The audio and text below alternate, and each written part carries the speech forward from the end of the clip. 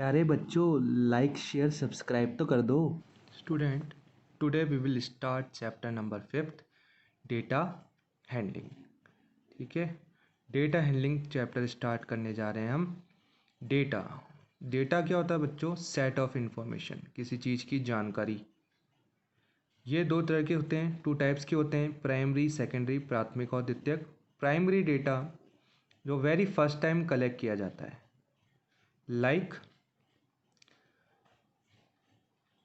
एक racing competition हो रहा है, उसमें एक रिपोर्टर ने 10 रेसर्स की टाइमिंग नोट करी। फर्स्ट कौन आया, सेकंड कौन आया, थर्ड कौन आया, और एक डेटा कलेक्ट कर लिया। ठीक है, एक रेस में 10 रेसर रन कर रहे थे, उसने 10 रेसर का टाइम नोट कर लिया। फर्स्ट सेकंड थर्ड कौन आया, फोर्थ कौन आया, फिफ्थ कौन आया, एंड सो ऑन। तो जो रिपोर्टर उस डेटा को रिकॉर्ड कर रहा है वो फर्स्ट टाइम कर रहा है, तो जो फर्स्ट टाइम डेटा कलेक्ट किया जाता है वो प्राइमरी डेटा कहलाता है। नेक्स्ट डे वो ही न्यूज़ पब्लिश कर दी गई और वो न्यूज़पेपर हमारे घर में आ गया। तो वो डेटा हमने लाइव जाके थोड़ी कलेक्ट किया था, वो तो रिपोर्टर ने कलेक्ट किया था। हमें तो वो उस रिपोर्टर के थ्रू मिला है, उस पेपर के थ्रू, उस न्यूज़पेपर के थ्रू मिला है ना। तो वो कहलाएगा सेकेंडरी डेटा। हमारे लिए वो सेकेंडरी डेटा हो गया। और जिस रिपोर्टर ने कलेक्ट किया था फर्स्ट टाइम, तो वो जब कलेक्ट किया जा रहा था रिपोर्टर के थ्रू, तो वो कहला रहा था प्राइमरी डेटा।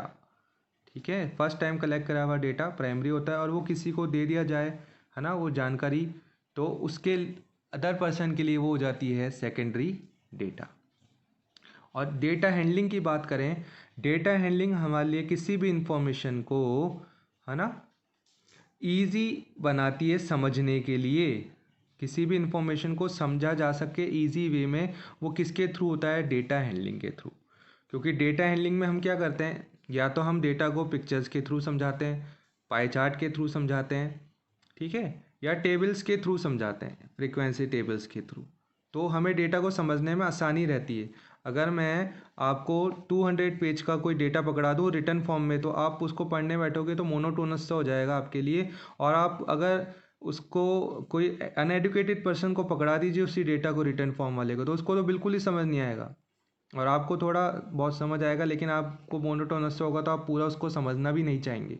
लेकिन जैसे ही मैंने पिक्चर फॉर्म में उस डेटा को बनाया, उस डेटा को हैंडल किया, तो वो सभी के लिए इजी हो जाएगा समझना। ठीक है, सो ये कहलाती है डेटा हैंडलिंग। और डेटा क्या होता है? Set of information. ये दो टाइप के होते हैं, प्राइमरी और सेकेंडरी। नेक्स्ट है बच्चों डिस्क्रीट डेटा। अगर डेटा को काउंट किया जा रहा है, ठीक है, और उनकी वैल्यू डिस्क्रीट आ रही है, डिफरेंट डिफरेंट आ रही है ना, और होल नंबर्स में आ रही है, तो वो कहलाता है डिस्क्रीट डेटा। जैसे आपने एक टीम है, उसमें 11 प्लेयर है, क्रिकेट टीम है, उसमें 11 प्लेयर है, उन्होंने स्कोर किया, है ना। तो वो स्कोर कैसा होगा? सबका अपना अलग अलग होगा। कोई एक होंगे, एक दो प्लेयर होंगे जिन्होंने सेम स्कोर कर लिया, बट अधिकतर ये होता है कि सबका डेट आपका स्कोर कैसा होगा? डिफरेंट होगा। या मार्क्स ऑब्टेन किए एग्जामिनेशन में, वो डिफरेंट डिफरेंट होंगे। किसी ने किस सब्जेक्ट में 4 मार्क्स किए, जैसे मान लीजिए 10 में से, सोशल में जैसे किसी ने, तो कोई बच्चे के सोशल में 8 आ रहे हैं, तो उसके हिंदी में 4 आ गए और एक के सोशल में 8 आ गए। तो इस तरह से अलग अलग डेटा होंगे, है ना। तो वो डिस्क्रीट डेटा कहलाते हैं। Continuous data, data which are obtain from measurement. कोई मेजरमेंट के थ्रू डेटा निकाले जाते हैं, है ना, और वो कंटिन्यूस वे में हो, तो वो कहलाते हैं आपके कंटिन्यूस डेटा। वो एक रेंज में होते हैं। कंटिन्यूस डेटा जो होते हैं वो with in a certain range होते हैं। ठीक है, जैसे वेट हो गया, आपके एज हो गई। जैसे आपने किसी क्लास में 10 स्टूडेंट थे, आपने वेट लिए, है ना, वेट मेज़र किया, तो वो एक रेंज में आएगा पर्टिकुलर, है ना। तो आप बोलोगे, ऐसे इंडिविजुअली नहीं बता रहे आप कि भाई इसका वेट इतना, इसका वेट इतना। आपने क्या किया? एक रेंज बना ली। आपने जैसे बना लिया 20 to 30 किलोग्राम में कितने स्टूडेंट आ रहे हैं, है ना, 30 to 40 में कितने आ रहे हैं। इस तरह से आपने एक रेंज बना ली, तो वो कहलाता है आपका कंटिन्यूस डेटा। नेक्स्ट टॉपिक है फ्रीक्वेंसी। फ्रीक्वेंसी क्या होता है? कोई डेटा कितने टाइम्स रिपीट हो रहा है, वो उसकी फ्रीक्वेंसी। ये इजी वे में डेफिनेशन बता रहा हूँ। ठीक है, frequency is the number of time a particular observation occur, कितने, है ना, कोई पर्टिकुलर ऑब्जर्वेशन कितने टाइम्स आपके रिपीट हो रही है या कितने टाइम्स आ रही है, वो फ्रीक्वेंसी कहलाएगी उस डेटा की।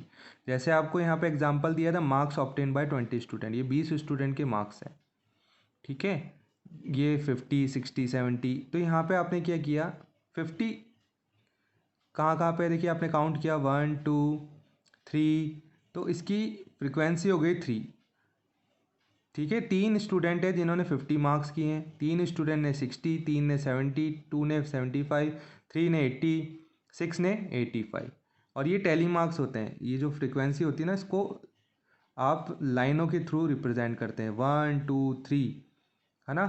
अप टू 4 लाइन देखिए यहाँ पे आपने देखो एक क्रॉस आ रहा है, अप टू 4 लाइन, तो 1 2 3 4, और जो 5th लाइन होती है ना, उसको डायगनली बनाया जाता है, चाहे आप लेफ्ट डायगनल ऐसे बनाएं या इधर राइट इस तरफ बना लें, ठीक है। आपने यहाँ से लेफ़्ट वाले से राइट तक मूव किया, इधर आप चाहो तो राइट वाले से लेफ़्ट की तरफ भी मूव करके बना सकते हो। और फिर 6th वाला वापस ऐसे स्टार्ट हो जाता है, 1 2 3 4 5 6 7 8 9 और 10। अब यहाँ 6 ही था तो हमने 1 2 3 4 5 और एक 6 बनाया। वीडियो देखने के लिए आप सभी प्यारे बच्चों का धन्यवाद।